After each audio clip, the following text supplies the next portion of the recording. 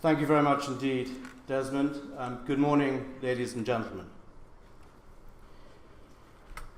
15 years after the glorious defeat of the Spanish Armada in 1588, James I came to the throne of England in 1603 and soon concluded a peace treaty with the Spaniards. He then sought to consolidate it and receive an enormous dowry for the impoverished royal coffers by marrying his eldest son Henry to Anna, the daughter of King Philip III of Spain. After Henry's untimely death in 1612, attention turned to a marriage between his brother Charles, now Prince of Wales, egged on by Steenie Buckingham. An intended marriage with Anna's younger sister, the Infanta Maria Anna. The Spanish marriage, or match, was not a popular policy in England. As Rushworth wrote later in the 17th century, the people of England, having yet in memory the intended cruelty of 1588 and hating the popish religion, generally hated this match. Negotiations for a new Spanish marriage stalled in early 1623, ostensibly about the rights for Catholics in England to worship and avoid persecution, but in reality about the Spanish refusal to countenance the restitution of the Palatinate to James I's Protestant son-in-law. They culminated the negotiations in the fiasco of Charles I and Buckingham's moonlit flit to Madrid to win the Infanta's hand in person and bring her back to England. Their secret journey, disguised with false beards and travelling as Mr. John and Mr. Thomas Smith, with only 2 courtiers, was high diplomatic drama, but ultimately a diplomatic disaster. The journey itself started badly when one of the false beards fell off at Gravesend. As this current exhibition has demonstrated so superbly, one of the few positive and lasting effects of Charles's stay in Madrid was his exposure to the works of art in the Spanish Royal Collection and the gifts of paintings he received and bought. This part of the Spanish match story is well known. Less well known is the role that art connoisseurs and collectors played as royal diplomats in the marriage negotiations and the events surrounding them, both in Madrid and Rome. George Gage, Toby Matthew, Endymion Porter, and Kenelm Digby. This paper will cover briefly the diplomatic roles they played. It will show how these men were so close and so core to Charles and Buckingham's business, in royal affairs as well as in the world of art, and how these 4 were closely connected to the young Van Dyck and 4 famous pictures he painted in Rome during the Spanish match negotiations. George Gage is best known to art historians for his friendship with Rubens and as a connoisseur, assisting with the acquisitions of Charles, Sir Dudley Carleton, and the Earl of Arundel. The proposed marriage between a Protestant Prince of Wales with a Catholic Infanta required a special dispensation from the Pope. From 1621 until the end of the negotiations, the end of 1623, George Gage was James I's agent to Pope Gregory XV. Gage was based in Rome and travelled to London and Madrid. If the Infanta had arrived in London as Charles's wife, it is recorded that Gage would likely have become her secretary. The state papers and other contemporary sources confirmed that Gage was not a mere messenger of James I, but given considerable scope to conduct personal negotiations with the Pope and his cardinals.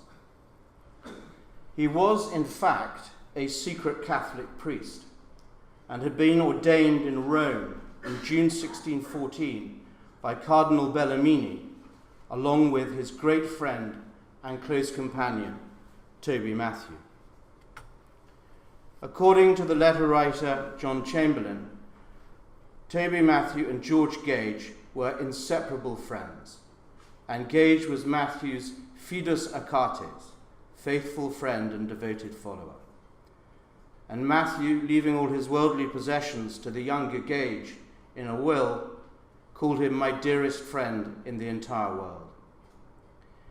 Toby Matthew was a former Member of Parliament and a prominent Catholic convert. He was banished twice from England. Remarkably, he was the son of the Archbishop of York. Lord Thomas Fairfax once found the Archbishop looking melancholy and asked him the reason. "My lord," said the Archbishop, "I have reason of great sorrow with respect of my sons, one of whom has wit and no grace, another grace but not wit, and the third neither grace nor wit." By all contemporary accounts, Toby Matthew certainly had wit. Whilst in exile on the continent, he and Gage became great friends with Antwerp's artistic world. They also met the Earl of Arundel and Inigo Jones in Italy in 1614. And it was Toby Matthew who wrote to Dudley Carleton in November 1620, with the news of Van Dyck's going to England and the king having given him a pension of £100 a year. Redeemed by Buckingham and brought back from exile, and secretly employed by James for the negotiations, Matthew travelled between Spain, France, and England in 1621 to 1623. He joined Charles and Buckingham in Madrid in May 1623, 6 weeks after they had arrived. He was knighted by the king in October of that year on their return to England from Madrid, though his secret role was not widely known in the country. As John Chamberlain wrote to Dudley Carleton, "Toby Matthew was knighted at Royston not long since, but for what service, God knows."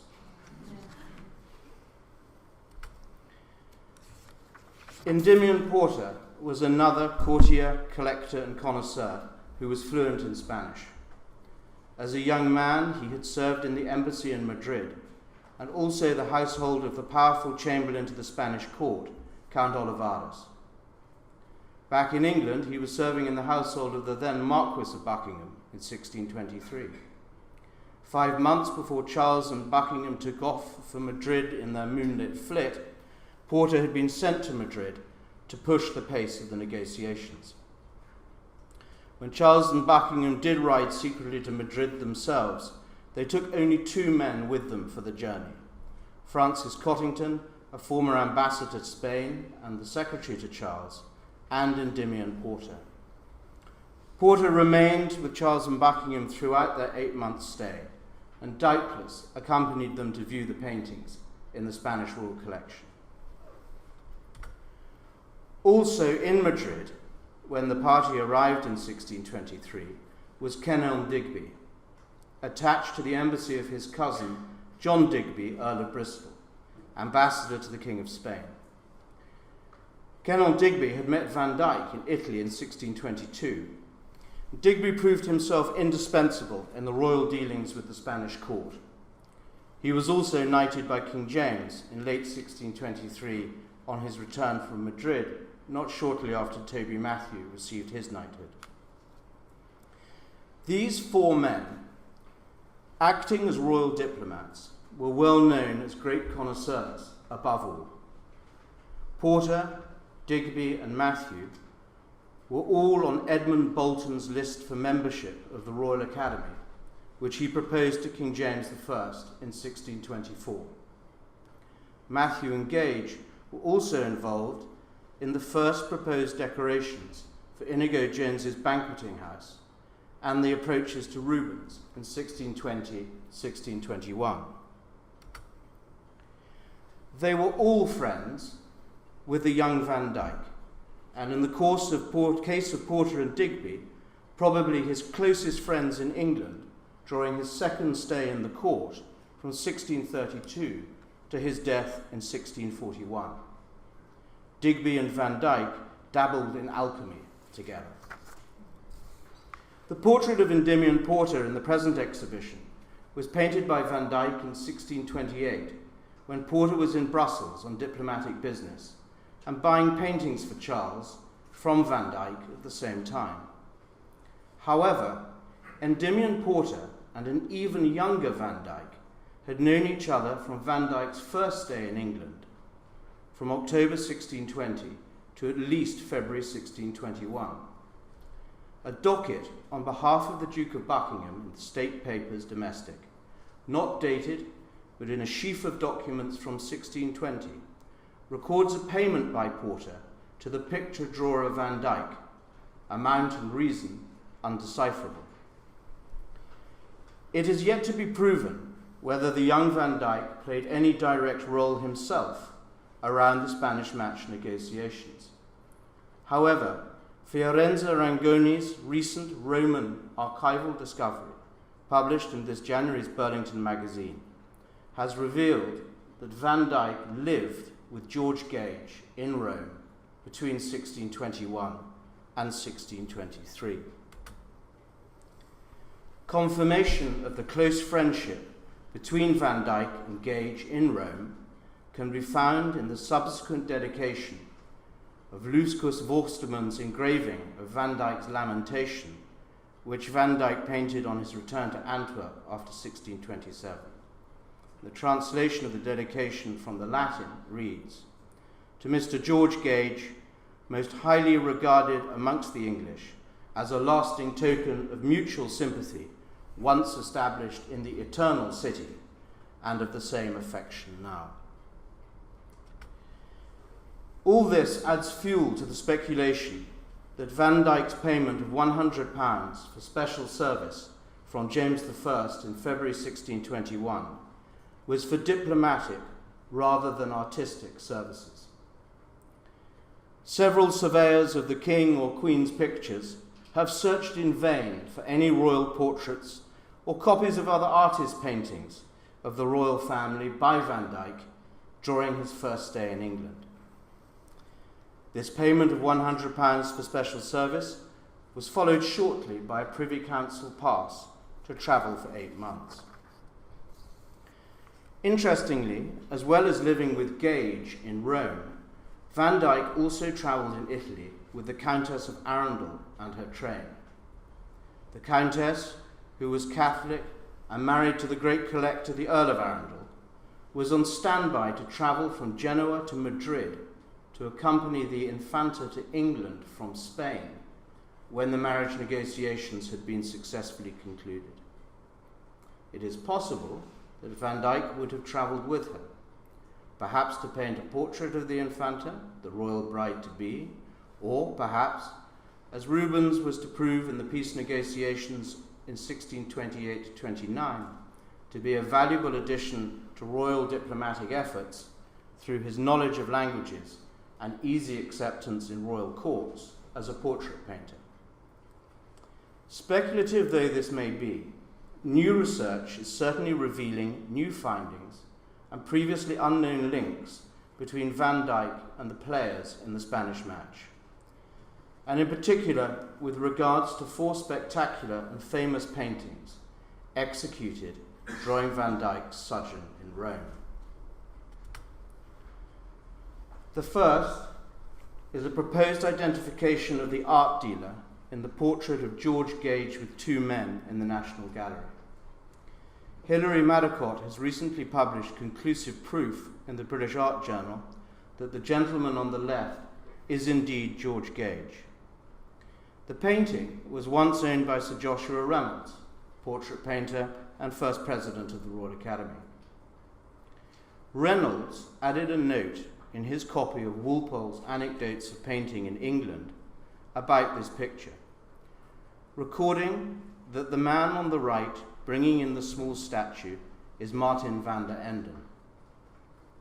Dr. Madicott rightly points out that Martin van den Enden, the Antwerp printer and publisher, best known for producing the first edition of Van Dyck's iconography, would have been too young to have been the secondary figure in the painting, as he was born in 1605.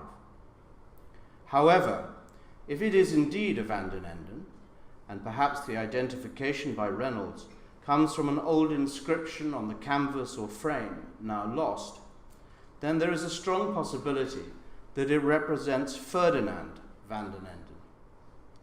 Ferdinand van den Enden was an Antwerp-born art dealer active in Rome and Naples in the 1620s. He was born in 1584, which makes him around the right age for the art dealer in the painting. He died in Rome in 1630, and the Flemish sculptor Francis du Quesnoy, a friend of Van Dyck's, designed and executed his tomb in the church of Santa Maria dell'Anima. One of Van Dyck's best-known Rome portraits is this magnificent canvas of Cardinal Guido Bentivoglio, now in the Pitti Palace, and there is a later copy in the Royal Collection. Bentivoglio returned to Rome in February 1621 and was made a cardinal, having been a successful papal nuncio, envoy, in first Flanders and then France from 1607 to 1621. Van Dyck's early biographer Ballory suggested in 1672 that Van Dyck had stayed with Bentivoglio in Rome. On our project, we have discovered previously unremarked letters that show that Bentivoglio was an intimate friend with Toby Matthew, and therefore George Gage, and most likely Van Dyck. His letters, published in Italian and translated into English and French after his death in 1645, include two intimate epistles to Matthew in 1620 from Paris, addressing him as "my dear Toby," and dwelling on their mutual affection. A planned examination of the Bentivoglio papers in the Vatican archives will hopefully reveal whether it is Matthew who wrote to the cardinal as "mon cher cousin," which can be seen on the envelope in the painting.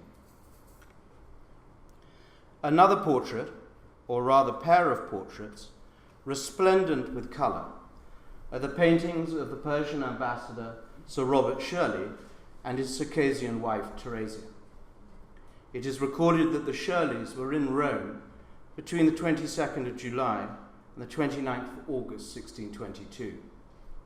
Little recorded, though, is the fact that the Shirleys had arrived in Rome from Madrid, where Robert Shirley had been in residence as ambassador since 1617, when the entire negotiations were being conducted for a Spanish match, and he arrived in Rome from Madrid bearing messages related to the Spanish match to Pope Gregory XV.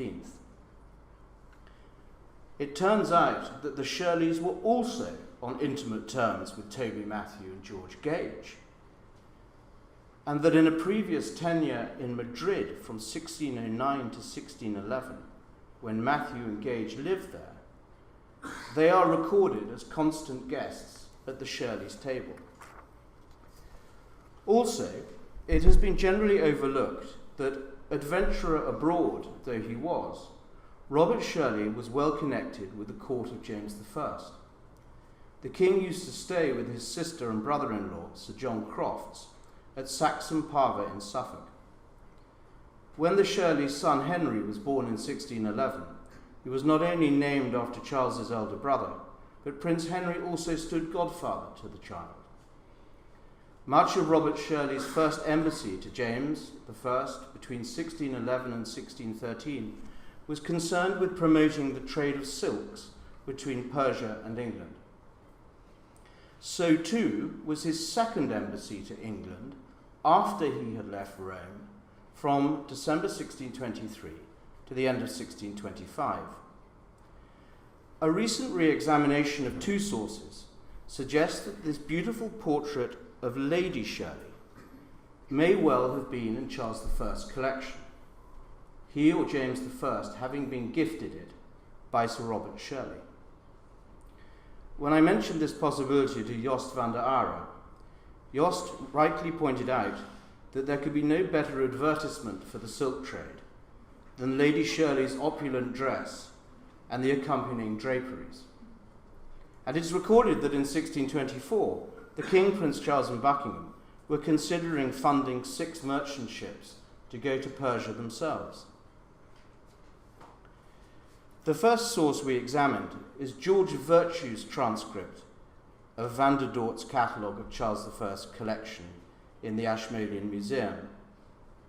The original Van der Dort catalogue can be seen in the exhibition. The transcript was published after Virtue had died by Batho in 1757 and records on page 163, number 18, the Lady Shirley in fantastic habit, supposed to be a Persian habit, by Van Dyck. There is a curious note about the 26 items on the list, of which this is number 18. It states that number 1 should follow number 38, earlier in the catalogue. It leads me to believe that these 26 items were listed on a separate manuscript sheet, which was inserted into the catalogue and has subsequently been lost, as the paintings do not appear in Oliver Miller's 1960 Walpole Society publication of Abraham van der Dort's catalogue of the collection of Charles I. This list of 26 appears to be a list of gifts to the royal collection, including jewels, wax modellos, paintings, and a picture of the Queen in silk. Named donors include the ambassadors Lord Cottington, Lord Dorchester, the French ambassador, and the ambassador of the United States, the Dutch United Provinces. A painting of Lady Shirley at length in a fantastic habit does appear in Miller's 1972 The Inventories and the Valuations of the King's Goods, compiled for their sale during the Commonwealth. It is listed as being in the Queen's Gallery at Greenwich as number 131.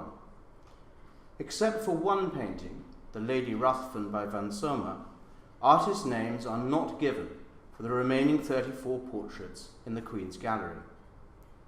The painting of Lady Shirley was sold for £6 to Murray, the King's tailor.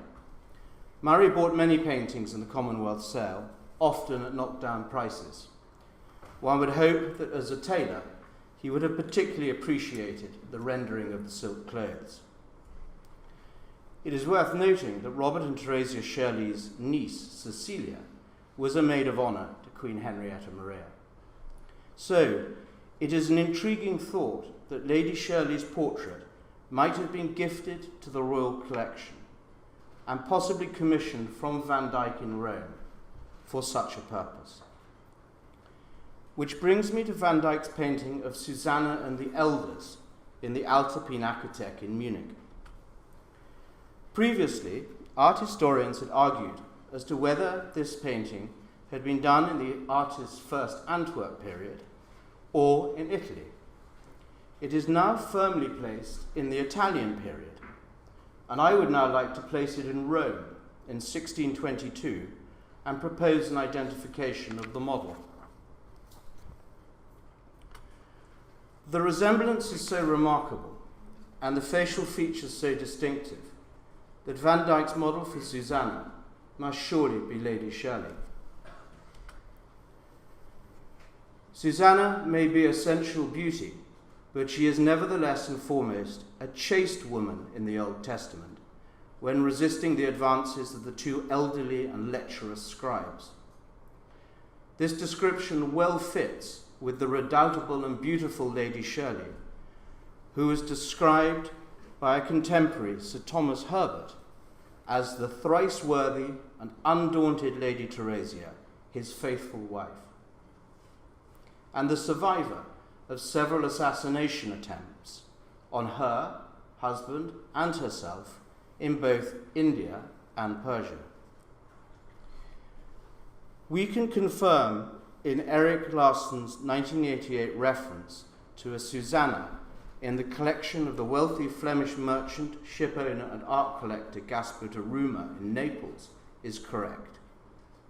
The painting is mentioned in the 1634 book Il Forastiero Dialoghi di Julio Cesare Carpaccio by the Neapolitan theologian, historian, and poet of the same name. He was the man who coined the phrase, "See Naples and die." We have also discovered that a possible second Susanna, mentioned by Cornelius de Bie in Het Golden Cabinet, 1662, and seen in Antwerp by the Swedish architect Nicodemus Tessin in 1687, was owned by the Genoese Don Estevan d'Andrea, Admiral of the River Scheldt, merchant banker, art collector, and consul general of the Genoese nation in Antwerp. The Susanna recorded in Rumour's villa in Naples in 1630, he died in 1674, is recorded alongside a Saint Sebastian by Van Dyck, and this has not been published before. Saint Sebastian is the Roman Christian martyr reputed to have saved Rome from the plague. In the Alta Pinakothek, there is a Saint Sebastian bound for martyrdom by Van Dyck, often thought to represent a self-portrait of Van Dyck himself, which has the same size and the same provenance as that of the Susanna, in that they were both in the collection of the Elector Palatine Johann Wilhelm, who ruled between 1690 and 1716.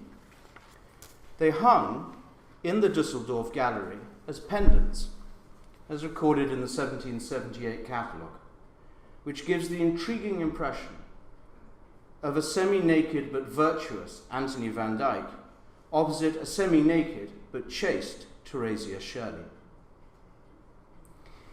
In conclusion, the web around the Spanish Match is a tangle weave of Catholics, converts, collectors, and connoisseurs, all acting as royal diplomats. And somewhere in this web is a young Van Dyck. Whilst we have been able to make new findings about Van Dyck's stay in Rome and the paintings that he executed in Rome, we do of course still miss any mention of Van Dyck himself having visited Madrid. Though, if it ever emerges again, I for one would certainly like to see the Grisaille painting attributed to Van Dyck, which was sold at Christie's in London on the 30th of June 1827, which was described as King Charles I at the court of Madrid, a masterly sketch in chiaroscuro, including the portrait of the artist Van Dyck. Thank you very much for your attention.